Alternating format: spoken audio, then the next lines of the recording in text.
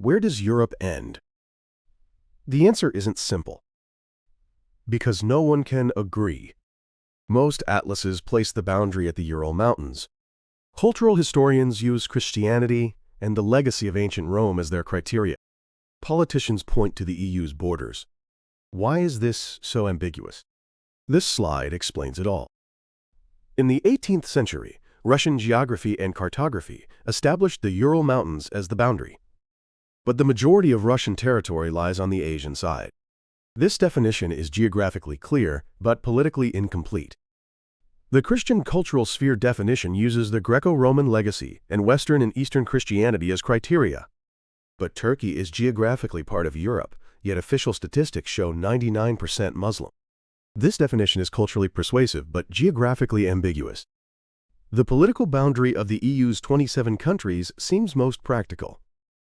But Norway, Switzerland, and the UK are not EU members. Are these countries not Europe? This is the dilemma that geography, cultural history, and political science have faced for the past 300 years. This isn't speculation. It's the reality that definitions contradict each other. And this is understandable.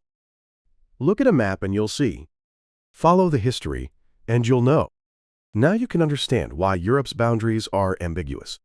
Today, let me show you these contradictions. Where did the Ural Mountains theory come from? In the 18th century, within Russian Empire geography and cartography, the concept of the Urals as the Europe-Asia boundary was developed. Geographers like Vasily Tatishchev promoted this definition. This wasn't a purely geographic judgment. There was political intent to support Peter the Great's westernization policies. Russia wanted to position itself as a member of the European powers. At the time, Europe was the center of civilization. Russia wanted to be part of it. But the numbers tell a different story. Russia's territory spans roughly 6.6 million square miles. The majority of the territory extends into Asia, east of the Urals. Geographically, most of Russia is Asia. This contradiction continues to this day. So what if we define it by culture? Christianity and the Greco-Roman legacy are often considered the core of Europe. This includes not only Western Christianity, but also the Eastern Orthodox Church. Roman law, Greek philosophy, these are the foundations of European civilization. But this definition has problems too. Look at Turkey. Population, roughly 85 million. Official statistics show 99% Muslim. Looking at Turkey as a whole, European East Thrace accounts for only about 3% of its area. Culturally, is Turkey Europe? Albania and Bosnia and Herzegovina also have Muslim majorities. These countries are geographically in the Balkans, in other words, Europe. But under the cultural definition, they may be excluded. And then there's Russia. Russia is an Orthodox country. It's a different cultural sphere from Catholicism and Protestantism. Some Western European historians argue that Russia is not Europe.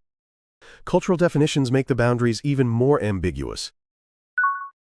So what about political boundaries? Today, the EU's 27 countries effectively define Europe. Total population, roughly 449 million as of 2024.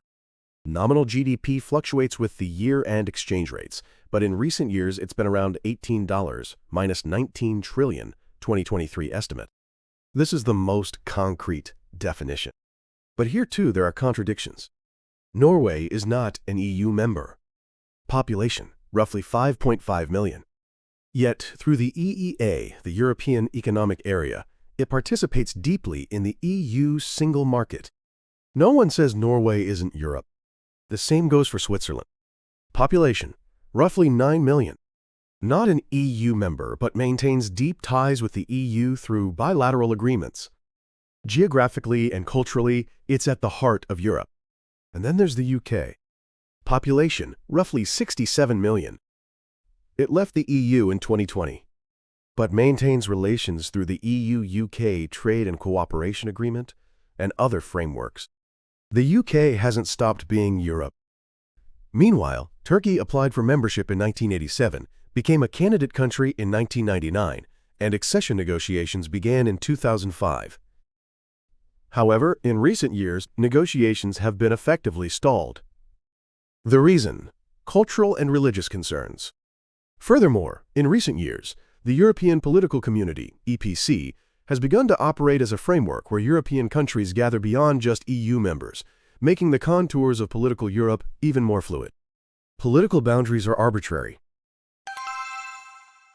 This ambiguity is most evident in three countries.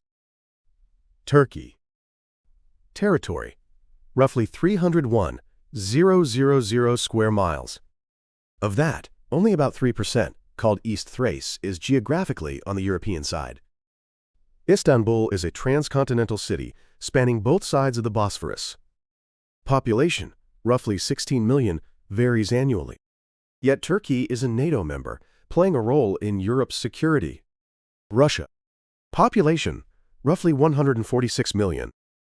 The majority, roughly 75 to 80%, live west of the Ural Mountains. But most of the territory extends into Asia. Is Russia, Europe, or Asia? The answer: both. Kazakhstan. Total area: roughly 1.05 million square miles. Depending on the definition, the western part, such as west of the Ural River, is considered to be on the European side. But culturally, Kazakhstan is Central Asia. Where are the boundaries? No one can answer. Geographic boundaries and political boundaries don't align. The Ural Mountains are a clear topographic boundary. Total length: roughly 550 miles. Geographically, there's no clearer boundary than this. But in modern political decision-making, this boundary is ignored. The EU's boundaries are determined by the political process of accession negotiations. They're independent of geographic continuity or cultural homogeneity. Take Cyprus, for example. Cyprus is an EU member, but geographically it's an island in the eastern Mediterranean, often classified as part of Western Asia. It's roughly 497 miles from mainland Europe. Why is Cyprus Europe? Because it's a political decision. Not geography, but politics determines the boundaries. This contradiction exposes the arbitrariness of boundaries. So what is Europe? The answer: an idea. Not a geographic entity, but a cultural and political concept. In the Roman Empire era, Europe meant the entire Mediterranean world. North Africa and the Middle East were part of Rome. The boundary was the Mediterranean. In the Middle Ages, Europe meant Christendom. Conflict with the Islamic world defined the boundaries. Religion was the core of identity. In the modern era, Europe was the center of Enlightenment thought and the Industrial Revolution. Reason, science, progress. These defined Europe. And today, Europe is the EU, a political union. Democracy, human rights, the rule of law. These are the new European identity. Furthermore, since 2022, accession negotiations with Ukraine and Moldova have progressed, and the boundaries of political Europe are moving eastward right now. Due to conflict with Russia, the movement to incorporate countries in the intermediate zone into political Europe has accelerated. In each era, the boundaries are different. There is no single correct answer. Europe is what people agree is Europe. It's not fixed. It's an evolving concept. Now, let's organize today's analysis. Here's the summary. First, the geographic definition. The Ural Mountains are considered the eastern boundary, but the majority of Russia's roughly 6.6 million square miles of territory lies on the Asian side. It's a clear topographic boundary, but politically ignored. Second, the cultural definition. Christianity and the Roman Empire's legacy are considered Europe's core, but Turkey's population of roughly 85 million is 99% Muslim according to official statistics. Russia is Orthodox, a different cultural sphere from Western Europe. Third, the political definition. The EU's 27 countries, population roughly 449 million, 2024, nominal GDP roughly $18 minus 19 trillion, 2023 estimate, effectively define Europe. But Norway, Switzerland, and the UK are not EU members. And since 2022, accession negotiations with Ukraine and Moldova have progressed, and the boundaries of political Europe are moving eastward right now. If you were to draw a map, where would you place Europe's boundaries? The boundary is not geography, it's an idea. Let me know your thoughts in the comments. Thanks for watching. Europe's boundaries have changed over time. Not a geographic entity, but a cultural and political concept. On this channel, we unravel such global complexities with facts and data. Subscribe, and let's explore the world's truths together next time. Turn on notifications, and your understanding of the world will deepen. See you next time.